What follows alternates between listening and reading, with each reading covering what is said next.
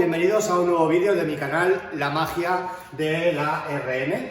En esta ocasión vamos a empezar con una batería de vídeos sobre la neuroresonancia avanzada. Como sabéis, en resonancia se pueden hacer diferentes tipos de estudios. Se pueden hacer estudios convencionales sin y con contraste. Cuando hablo de convencionales me refiero que el contraste no tiene nada más que el objetivo de demostrar si en una lesión hay rotura de la membrana celular o no, es decir, si capta o no capta contraste una lesión. Hablamos de estudios dinámicos cuando hacemos adquisiciones de una determinada zona al mismo tiempo que entra el contraste, con lo cual lo que vamos a conseguir no solamente es ver si hay captación o no captación de una lesión, sino el momento en el que capta.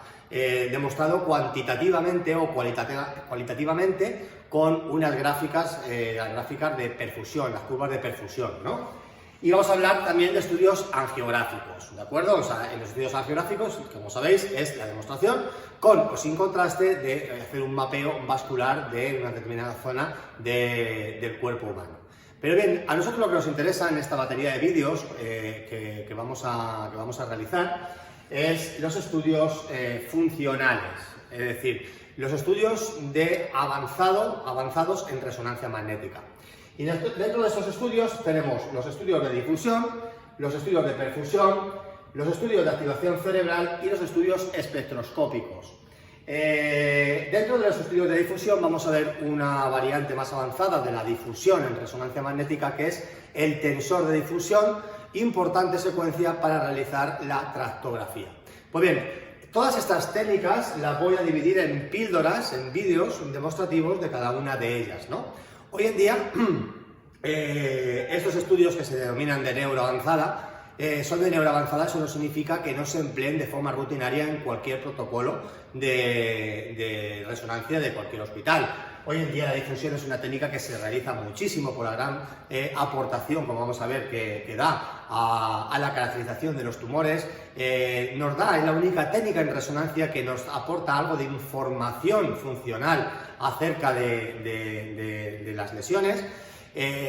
Los estudios de perfusión se realizan igualmente de forma rutinaria, tanto T1 como T2 en cualquier parte del cuerpo. La tractografía igualmente para planificación quirúrgica también se emplea en cualquier estudio de planificación quirúrgica por un tumor cerebral, por ejemplo. Y los estudios espectroscópicos. La espectro hoy en día se realiza de forma rutinaria en la mayoría de los centros hospitalarios a partir de un Tesla, para la información metabólica de los tumores cerebrales, ¿vale? Bien, en cualquier caso, vamos a comenzar hoy con la técnica de difusión, ¿vale? Primero deciros que toda la neuroavanzada se realiza con un tipo de secuencia que son las secuencias EPI. Estas secuencias son las secuencias más rápidas que existen en el mercado y ya entonces fueron descubiertas por uno de los budas de la resonancia magnética, que fue Mansfield en 1977. La falta de tecnología y la falta de capacidad de memoria en los ordenadores en aquella época hizo imposible que se desarrollaran entonces como se han desarrollado desde hace unos años a esta parte, ¿vale? Las secuencias EPI o Echo Planar Image es una secuencia muy rápida que aprovecha la caída T2 estrella de los tejidos, aplicando unos gradientes muy potentes para rellenar todo el espacio que hay en un solo TR, ¿vale? Son las secuencias más rápidas que existen en el mercado y para que os hagáis una idea, podemos adquirir del orden de 1000-1500 imágenes en poco más de 2 minutos aproximadamente. Una adquisición de pues 30, 40, 50 cortes del cerebro, podemos hacerlo en poco más de un segundo. Entonces, son secuencias que tienen muchísima resolución temporal. Pues bien, visto las secuencias que vamos a emplear para la neuroavanzada, vamos a ver la primera técnica de neuroavanzada que os voy a dar, que es la secuencia de difusión. La secuencia de difusión se llama como tal, pero realmente es un proceso fisiopatológico. La difusibilidad del líquido extracelular entre las células es algo que está presente en cualquier milímetro cúbico de tejido que analicemos, ¿vale? Para entender lo que es la secuencia de difusión tengo que remontarme o tengo que intentar explicar con esta manera rudimentaria que yo me he inventado, conceptos tan importantes como es la difusión de líquido extracelular, ¿vale? Bien, imaginaos que esto es un voxel de un tejido cualquiera. El tejido humano, el tejido de los seres vivos, está formado por células, ¿vale? Estas células las he representado como estos círculos rojos. Estas células tienen una membrana y esa membrana permite pasar o permite intercambiar el líquido extracelular con el líquido intracelular a través de la membrana de sodio-potasio, que mantiene ese equilibrio homostático del líquido extracelular con respecto al líquido intracelular, de tal manera que ese equilibrio hace que las células no se inflamen y mantengan siempre un determinado tamaño. Voy a explicarlo con mis palabras para que lo podáis entender, ¿de acuerdo? Lo que nos interesa es que alrededor de todas estas células está el líquido extracelular. El líquido extracelular describe un movimiento entre las células que se denomina movimiento browniano o movimiento de agitación térmica. Este movimiento es relativamente isotrópico, es decir, va y se produce en cualquier dirección. Este líquido extracelular choca contra esta membrana, rebota contra esta, rebota contra esta, rebota contra esta y así en los tres planos del espacio, ¿vale? Bueno, pues con esto quiero deciros que el líquido en un cerebro sano, en un trozo de tejido sano, tiene un movimiento que se llama browniano y este movimiento es isotrópico, es decir, se produce en cualquier dirección del espacio. Bien, ¿qué pasa cuando vamos a hacer referencia a la principal aplicación clínica de la secuencia de difusión, que es el infarto cerebral, ¿vale? ¿Qué ocurre cuando un paciente está empezando a tener un evento isquémico cerebral? Es decir, hay un déficit de aporte del flujo sanguíneo en el tejido cerebral, ¿vale? Pues bien, lo primero que empieza a ocurrir es que debido a la falta de aporte sanguíneo, la membrana de sodio-potasio no funciona con normalidad y empieza a haber acúmulo de líquido extracelular dentro de la membrana, dentro de las células, dentro del espacio intracelular. Consecuencia de lo cual, las células empiezan a engordar, empiezan a inflamarse, se produce lo que se llama el edema citotóxico. Bien, cuando estas células están inflamadas, están hinchadas, inmediatamente lo que ocurre es que el líquido que circula a través de ellas, es decir, el círculo que circula entre ellas, el espacio, el líquido extracelular, empieza a moverse con dificultad. El movimiento ya no es tan isotrópico, es un movimiento que se llama que está restringido, es decir, empieza a circular con determinada dificultad, ¿vale? Pues bien, la secuencia de difusión, esta secuencia EPI, va a detectar que empieza a haber un enlentecimiento del líquido extracelular, ¿vale? Y eso lo que hace es prevenirnos y poner remedio antes de que sea tarde. ¿Por qué? Porque si se sigue acumulando líquido extracelular dentro del espacio intracelular, las células seguirán engordando y llegará un momento que la membrana se rompa y ya el proceso sea totalmente irreversible. Pues bien, cuando un paciente empieza a tener un evento isquémico, lo primero que ocurre es esto, ¿vale? Si un paciente llega a urgencias con disartria, con dificultad de movimiento de una mano, y le hacemos un escáner, probablemente el paciente se va a su casa porque el TAC de normal. Si hacemos una resonancia con las secuencias morfológicas habituales, un T2, un FLER, probablemente el paciente se vaya a casa porque la membrana todavía celular está intacta y no deje información, patología dentro de las secuencias morfológicas. Si le hacemos una secuencia de difusión, en este momento el paciente se va a diagnosticar de que está empezando a tener un infarto cerebral, un evento isquémico, porque la secuencia de difusión va a detectar que el líquido está enlentecido. En ese momento se activaría el protocolo de código ictus, si no se ha activado ya, y el paciente, y este proceso puede ser reversible, ¿vale? Pues bien, ¿en qué consiste la secuencia de difusión? Cuando el tejido está sano, el líquido extracelular se mueve de una forma libre. Para entender lo que es la secuencia de difusión, tenemos que entender, primero, el concepto de DWI, Diffusion Weighted Image, ¿vale? Y a continuación, el concepto del coeficiente de difusión aparente. La secuencia de difusión me da información sobre si el líquido está enlentecido o si está restringido o no. Y el coeficiente de difusión aparente me informa sobre el recorrido del líquido extracelular por unidad de tiempo. Evidentemente, cuando el líquido esté más restringido, el coeficiente de difusión aparente será mucho menor que cuando el líquido circule libremente.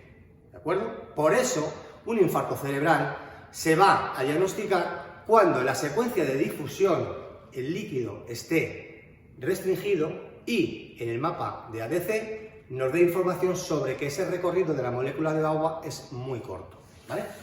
Otro concepto importante para entender la secuencia de difusión, bueno, primero, la planificación para los técnicos es una tontería, simplemente es una planificación en axial, sobre un sagital y sobre un coronal. Siempre vamos a angular un poquito, no CACP como un axial del cráneo, sino intentando evitar el aire de las fosas nasales. Sabéis que es una secuencia muy potenciada en eco-gradiente T2. Las secuencias eco-gradiente T2 son las secuencias más susceptibles a artefactos paramagnéticos, y las fosas nasales, el aire, es el gran enemigo de este tipo de secuencias. Por eso intentamos angularlas un poquito para intentar evitar las fosas nasales, ¿vale? Y que las imágenes no salgan muy artefactuadas, ¿vale? Pues bien, esta secuencia tiene un parámetro especial. Las secuencias EPI son secuencias potenciadas en T2. De hecho, esta es una EPI, ¿vale? Pero esta secuencia de difusión tiene la ventaja, la particularidad de que tiene un factor que se llama factor BB. El factor B lo que va a hacer va a ser invertir la señal del líquido libre. ¿Qué líquido está en libre movimiento dentro del cerebro? Pues el líquido cefalorraquídeo, tanto en los ventrículos como repartido por todos los surcos cerebrales, ¿vale? El líquido está blanco. Pues bien, si aumentamos el factor B, vemos que el líquido, conforme el factor B va aumentando, el líquido empieza a invertir su señal y empieza a convertirse en negro. El factor B empleado para los estudios de cráneo en 1,5, en 3 terlas, oscila entre los 1000, 2000, 2500 segundos por milímetro cuadrado, que es la velocidad a la que se invierten o que se mueven los gradientes para invertir la señal del líquido libre. Es decir, la secuencia de difusión, con un factor de 1200, tenemos todo el líquido que está en libre movimiento con la señal invertida. No es un T2, sino una secuencia con el líquido hipointenso, ¿vale? Entonces, ¿cómo detectamos un infarto cerebral agudo en una secuencia de difusión? No. La ventaja que tiene la secuencia de difusión es que este es un paciente que se le hace un TAC, está empezando a tener clínica de ictus, o de clínica de patología isquémica. Vemos que el TAC no nos llama la atención. La secuencia morfológica de resonancia, vemos que hay una pequeña hiperintensidad de señal en el lóbulo parietoccipital derecho, que sí que podría llamar la atención, una pequeña acumulación de líquido en las secuencias potenciadas en T2, pero la secuencia de difusión,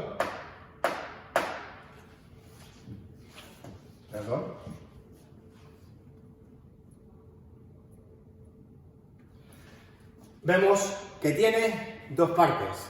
Primero, la secuencia de difusión como tal, y segunda, la representación del mapa de coeficiente de difusión aparente.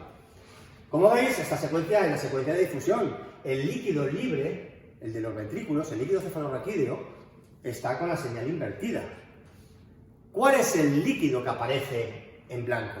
Aquel líquido o aquella zona donde el líquido está restringido, donde tiene dificultad de movimiento, donde las células se están empezando a inflamar y no deja pasar y no deja moverse libremente. Esto es un infarto cerebral, ¿vale? Y es un infarto cerebral agudo, porque que el líquido esté enlentecido significa que el infarto está empezando a producirse, todavía la membrana celular no se ha roto, ¿vale? Consecuencia de que el líquido está restringido y tiene mucha dificultad de movimiento, el recorrido de ese líquido por unidad de tiempo es muy cortito. El ADC es muy cortito. En la imagen, la representación de un ADC muy cortito es en negro. Por eso la secuencia en la reconstrucción o en el postprocesado del ADC, esa zona aparece negra. Esta es la representación, o como vais a ver, siempre un infarto cerebral agudo, ¿vale? Bien, otro ejemplo. En este caso ya hay información estructural dentro del FLAIR, por ejemplo, del T2, pero vemos cómo la secuencia de difusión, el líquido de libre movimiento, está con la señal invertida por el factor beta alto que tiene, y aparece un foco de restricción, un foco donde la zona, el líquido en esa zona está restringido, que la representación en el mapa ADC sigue siendo que tiene muy poco recorrido, negro en el ADC. Otro infarto cerebral, ¿vale? Un infarto cerebral masivo sería este, en secuencia de difusión, el mapa ADC, ¿vale? Bien, y otro infarto cerebral agudo, en la secuencia de difusión, líquido negro, una zona de paletofrontal derecho con el líquido restringido, hipo intenso en el mapa ADC, y ya empieza a tener representación en la secuencia FLAIR. Conforme el infarto vaya evolucionando, el ADC va aumentando, es decir, no va a ser tan negro, y el líquido en la difusión no va a ser tan blanco. ¿Por qué? Porque las células se van empezando a romper, el líquido va a dejar de estar restringido y va a empezar a pasar con fluidez por todo el espacio. En ese momento, evidentemente, el infarto es irreversible. ¿De acuerdo? Pues bien, no solamente está indicado para la detección del infarto cerebral agudo, sino también para la caracterización de los tumores, para informarnos sobre la agresividad tumoral. Para simplemente, y si me está viendo algún médico, que me corrija si lo tiene a bien, porque yo estoy abierto estoy aprendiendo, como todos, ¿vale? Pero la información para que vosotros lo entendáis, amigos, alumnos, de cómo se comporta un tumor agresivo, para que lo entendáis, se comporta como un infarto cerebral agudo, es decir, restringe mucho en difusión y tiene un ADC muy bajo.